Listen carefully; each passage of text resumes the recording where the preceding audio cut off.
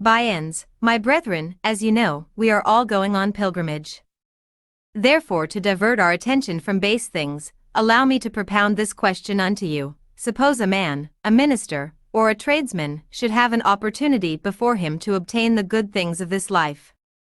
Yet he cannot obtain them unless, in appearance at least, he becomes extraordinarily zealous in some points of religion which he had no interest in beforehand. May he not use such religion to attain his end, and still be a righteous and honest man?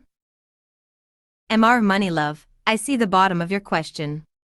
With these gentlemen's permission, I will endeavor to give you an answer.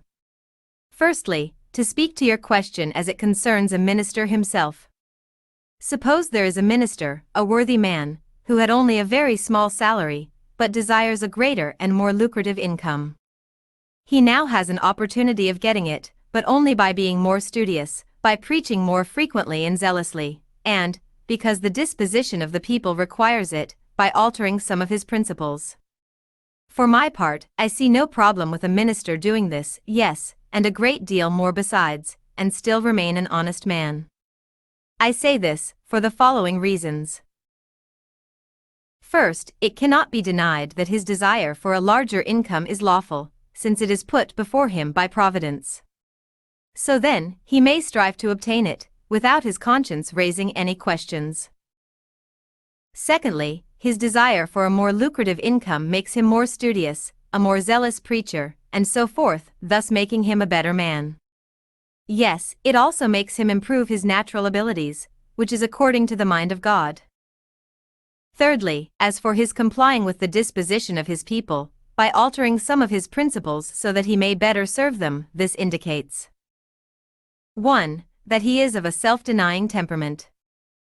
2. That he is of a sweet and winning demeanor. 3. That he is more fit for the ministerial office.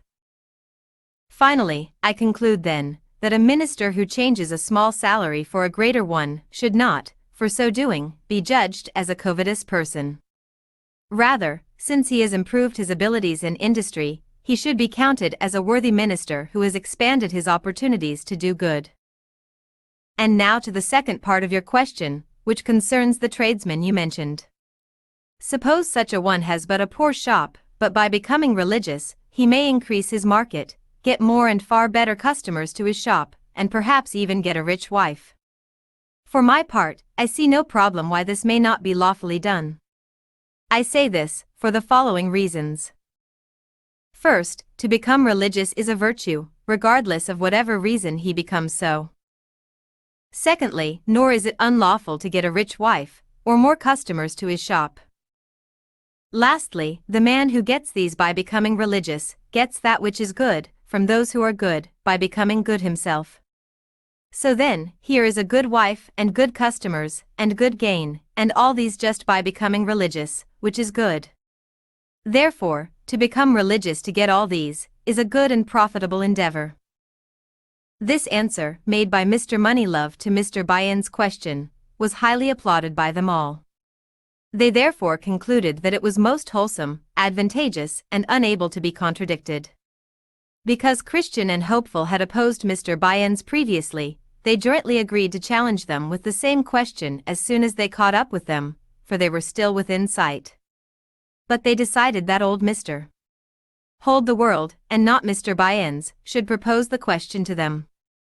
For they supposed that Christian and Hopeful's discussion with Mr.